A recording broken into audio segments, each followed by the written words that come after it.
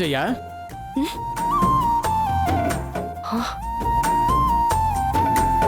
జయ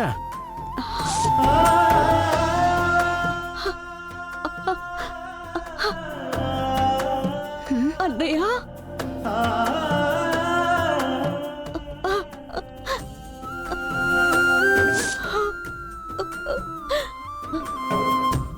అన్నయ్య అన్నయ్య అన్నయ్య అన్నయ్య అన్నయ్య జయ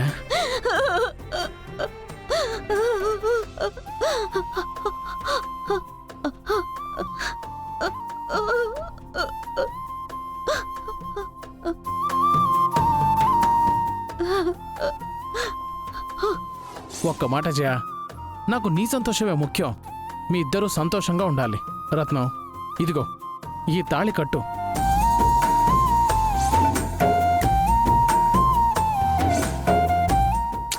రే రవి, అత్త నిన్ను ఎంతసేపని ఎత్తుకుంటుంది చెప్పు? అత్తకి నడుము నొప్పి వస్తుంది కదా, కొద్దిసేపు దిగు. అన్నయ్య నాకేం నడు నొప్పి లేదు, నువ్వు గమ్మనండు. నా మేనల్ని ఎత్తుకోవడమే నాకు సంతోషం. ఈ జన్మలో మళ్ళీ నిన్ను చూడగనో లేదో తెలియకుండా బతుకుతున్నానన్నయ్య. నీ మొహం ఇంకొకసారి చూడకపోతానని ఆశపడ్డాను. కానీ ఇప్పుడు నా కళ్ళ ముందుకొచ్చి నిలబడ్డావు కదన్నయ్య. నేను పూజించే దేవుడు నన్ను కరుణించాడు. నువ్వు బాగుండుంటే నాకే సమస్య ఉండేది కాదు. నేను కూడా నువ్వు నా మీద కోపంగా ఉన్నావేమో అనుకున్నాను. నువ్వు కూడా అమ్మలాగా నా మీద కోపంగా ఉన్నావేమో అనుకున్నాను. కానీ ఇక్కడికి వచ్చిన తర్వాత నాకు నిజం తెలిసిందన్నయ్య.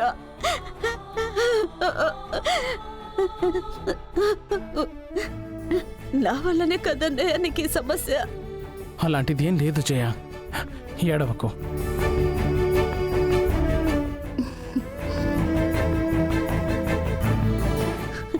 రాన్నయ్య రా రా రాన్నయ్య రా.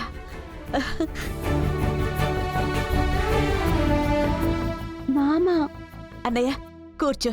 కూర్చోండి మావయ్య.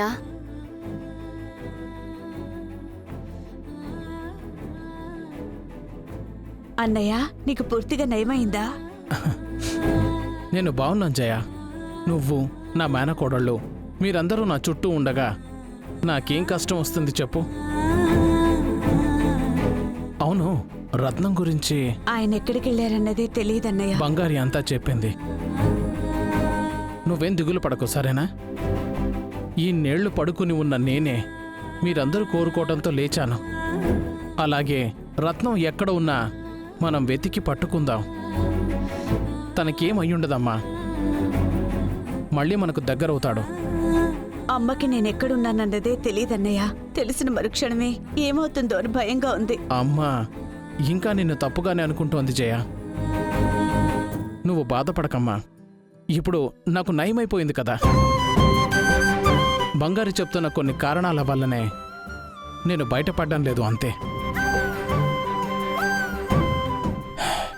అంతా అయిపోని దాని తర్వాత నేనే అమ్మతో మాట్లాడి 2 కుటుంబాల్ని ఒకటి చేస్తానమ్మా.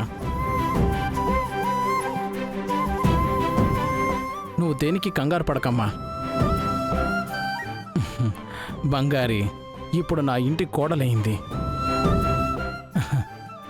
దీనికి మించి నాకేం కావాలి చెప్పు?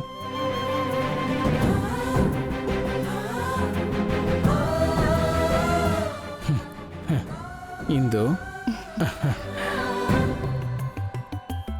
తను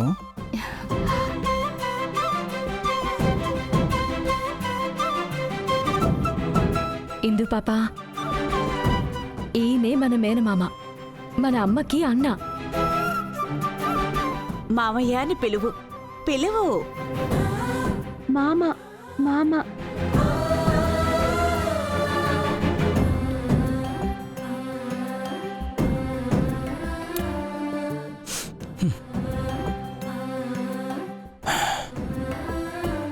జీవితంలో చాలా కష్టాలను చూసినట్టున్నావుగా జయ. అలాంటిదేం లేదన్నయ్య. లేదు జయ, నేను నీకిచ్చిన మాట నిలబెట్టుకోలేకపోయాను. ఆ రోజు నేను అమ్మ ముందుకొచ్చి మాట్లాడు ఉంటే ఇంత దూరం వచ్చేది కాదు. అసలు తప్పంతా నాదే. అలా మాట్లాడకన్నయ్య. ఒక మేనమామగా నా ముగ్గురు మేనకోడళ్లకు ఎంతో చేసుండాల్సింది జయ. నా ఒళ్ళో కూర్చోపెట్టుకొని నా మేనకోడళ్ళు ముగ్గురికి చెవులు కుట్టుండాలి. మేనమామ తంతు జరిపించాల్సింది.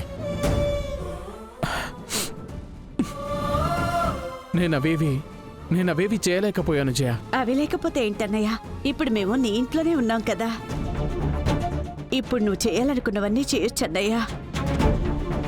అన్నయ్య రా అన్నయ్య, నీకు నచ్చినవన్నీ వండాను, వచ్చి తిను రా. పదండమ్మా. అక్క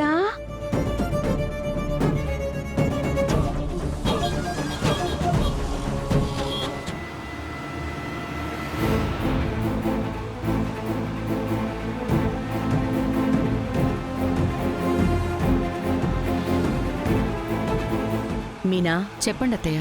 నేను నిన్నొకటి అడుగుతాను, దాయకుండా నాకు నిజం చెప్తావా? అడగండి అత్తయ్య. నీకు బంగారి నచ్చలేదా?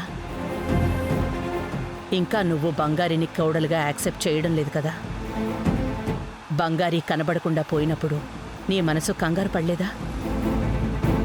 బంగారి మళ్ళీ ఇంటికి రావాలి అని నువ్వు కోరుకోలేదా?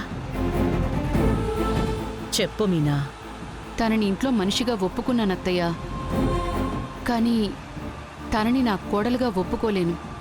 ఏ? ఎందుకంటే తను నా కోడలుగా రావాలని నేను అనుకోలేదు. అప్పుడు జరిగినవన్నీ నా ఇష్ట ప్రకారం ఎక్కడ జరిగాయి అత్తయ్య? ఎందుకత్తయ్య నవ్వుతున్నారు? ఏం లేదు, ఎన్నో రోజులు మన మనసుని తెరవేసి కప్పేలేం మీనా. ఎప్పటికైనా ఒకరోజు ఆ తెర తొలగి తీరాల్సిందే. డ్రైవర్, నేరుగా అవుట్ హౌస్కి పోనివ్వండి. అక్కడికెందుకు అత్తయ్య?